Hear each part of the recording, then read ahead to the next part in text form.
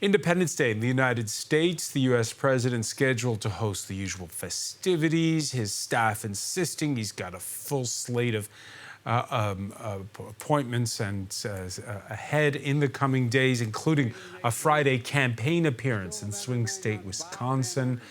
On Tuesday, the president convened a hastily organized meeting with Democratic Party governors who, in front of the cameras at least, said they were reassured after his disastrous debate performance last Thursday against Donald Trump.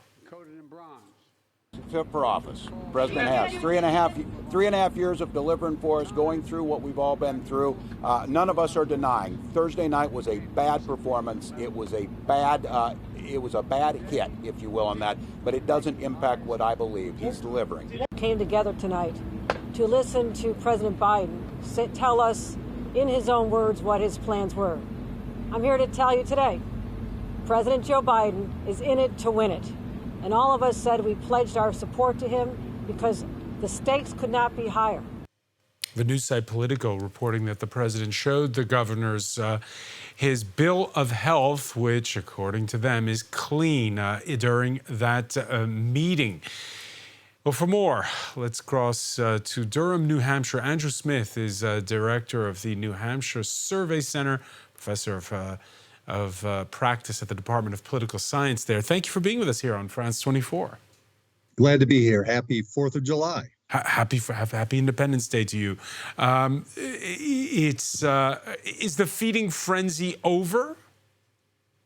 Oh, certainly not. I think you're seeing the feeding frenzy happen in two major places. First, the press, because it's a good story in the summertime when there's not a lot else going on. And secondly, within the Democratic Party, remember, parties are groups of factions of different people, different interests. And this is an opportunity for people who've never necessarily been in the Biden camp to really get out there and try to push their own interests. I think you're going to hear a lot more leaked stories about what's been going on within the Biden administration and about Joe Biden's health for the next week or so.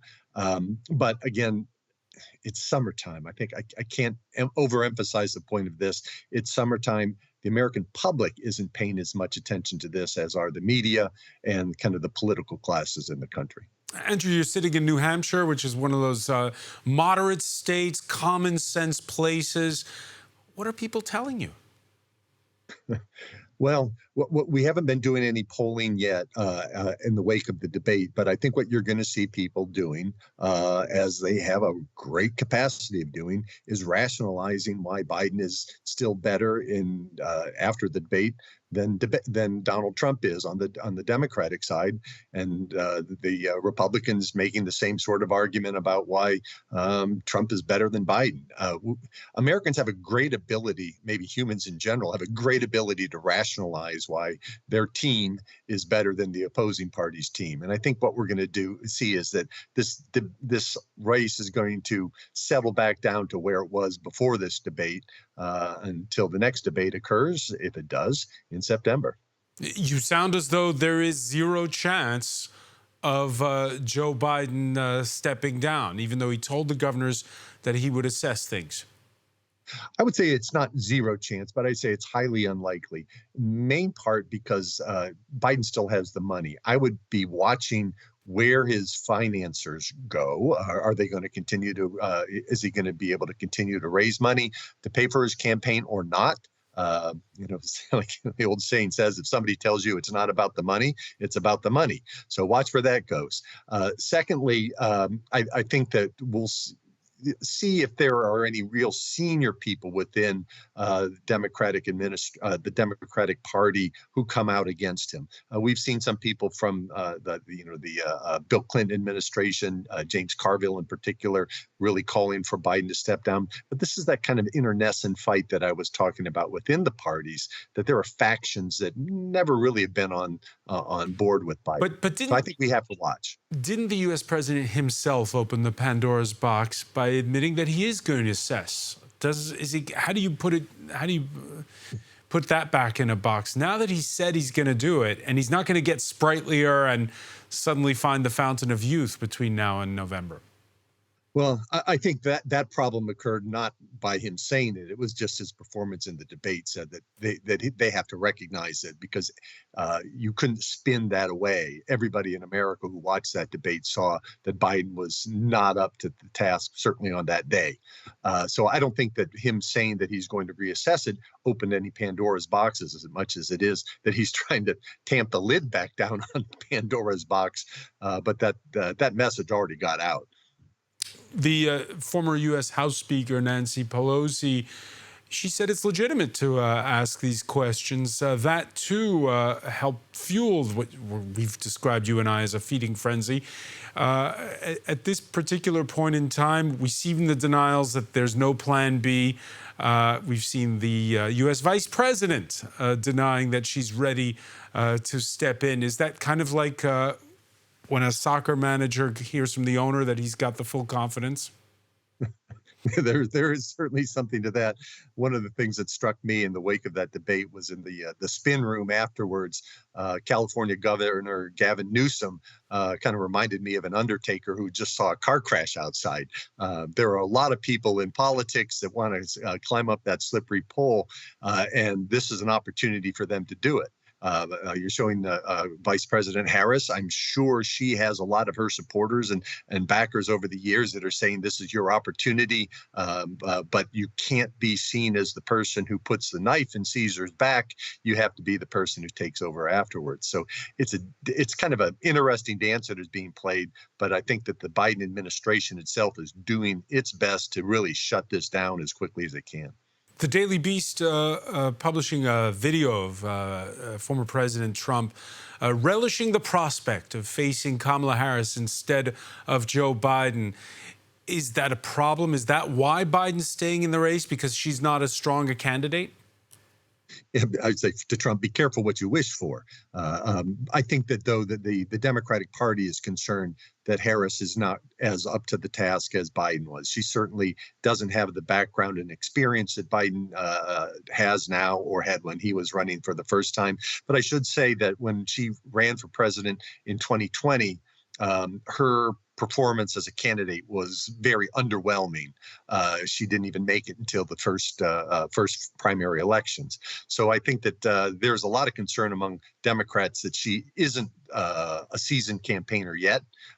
Maybe down the road she will be, but there's concern about her. And I think that's why there is no plan B. And partly that's Biden's own fault or the Democratic Party's own fault, because they really did their best not to have a Democratic primary contest this year, to the point where they even stopped New Hampshire from having its first in the nation primary. They really didn't want to have anything happen. And that makes sense, because if you've got a party that's divided in the primaries, it's usually harder for it to consolidate going into the general election. And especially for incumbent presidents, if you have a primary challenge, that usually means you lose in the general election. And if the hypothetical that Joe Biden is not up to the task, at that point in time, can the Democrats bypass Kamala Harris, or would that be too problematic? I think that would be very problematic.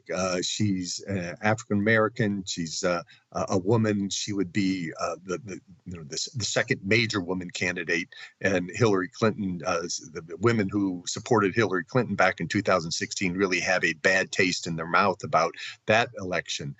I think that her not becoming the nominee would really divide the Democratic Party and make it even weaker. That said, she's an unproven candidate, so there's no plan C, basically. Kamala Harris is the default plan B, but there's really not a next in line after her that Democrats could point to. At this point in time, the Democratic convention scheduled to happen third week of August in Chicago. The optics look bad either way. It's either going to be an infomercial papering over a president who's aging, or the party tearing itself apart over who takes his place. Yeah, absolutely. And in Chicago, the last time this happened was in 1968. The videos and the pictures from the 1968 convention, which showed a divided Democratic Party between the anti-war wings of the party and LBJ. That's, I think, the biggest fear, the biggest fright that's in the minds of a lot of Democrats, particularly senior Democrats. They've seen this before. They were kids when this happened last time, and they remember what happened with that.